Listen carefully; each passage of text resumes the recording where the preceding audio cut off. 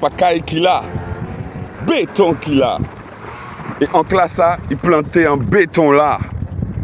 Quand tout c'est en classe A, tout partout là, c'est en qui plantait en béton. À pas pont en qui plantait en caille.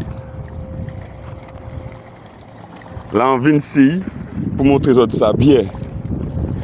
Regardez. En plus, quoi voir béton l'argent est bien dessiné, regardez boy. Regardez boy, hein. Regardez boy, net. Bien propre, carré. Donc il fut un temps là, c'était le quai de Petite-Anse, avec plusieurs structures, qui avait ça, qui avait l'escalier qui descendait là, qui avait notre escalier, ensuite il y avait une plateforme circulaire, tous ces ancres, ensuite il y avait un escalier qui redescendait. Tout ça, les archéologues ne cherchent pas à en savoir plus, c'est incroyable. Donc s'il vous plaît, donnez-nous la force. Analyse, ça faut l'analyser. Bon, on sait que c'est du fer, mais il est planté dans quoi le fer? C'est ça le sujet historique. Donc vous voyez ce magnifique vestige qu'on pourrait même récupérer. Au moins un. Il y en a un autre dans l'eau là-bas. Je vais vous le montrer. J'y vais d'ailleurs parce que je vois que la marée est en train de remonter. J'ai pris des repères sur la caille. Et là, ça fait une demi-heure que je suis là. L'eau remonte aux genoux. Et je ne suis pas équipé, comme vous voyez. Hein. Je suis habillé mode urbain.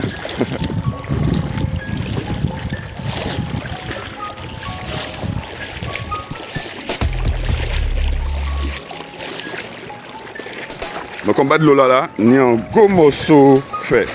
Et en fait, c'est une encre. Je vais vous la montrer. La municipalité peut envoyer une grue là, soulever ça et ramener ça dans un rond-point ou le poser dans le musée de Garclair. Je vais vous le montrer. Regardez ce riche propriétaire qui connaît la valeur de ces choses et qui les expose au regard de tous. À Moule, seule la ville ne le fait pas. Caché chez sponsor aussi pour souliers. Tout soulier en moins qu'à chirer, qu'à péter, à force de marcher sur caille. Vous en voyez là. D'ailleurs, là il y a un type d'érosion assez particulier. Voilà.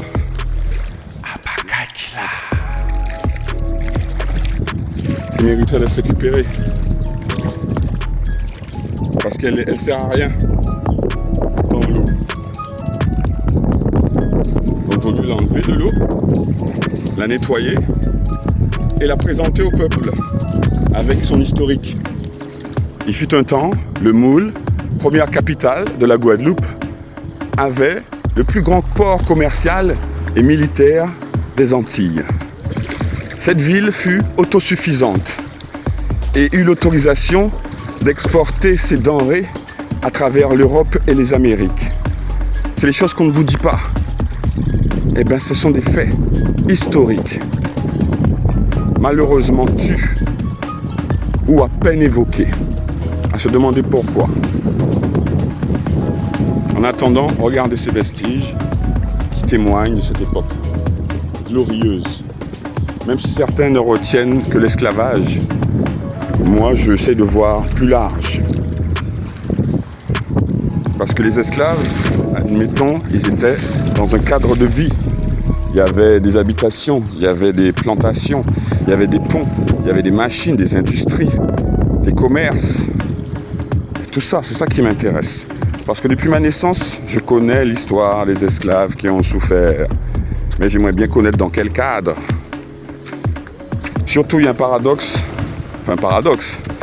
C'est que nous n'avons hérité d'aucun savoir architectural de nos ancêtres, alors qu'on prétend que ce sont nos ancêtres qui ont été mis à contribution pour construire tout ce qui a été construit lors de la période coloniale. Nous avons pu hériter de leurs rythmes ancestraux africains, mais nous n'avons pas hérité de leur savoir d'ingéniosité architecturale. Je trouve ça assez cocasse.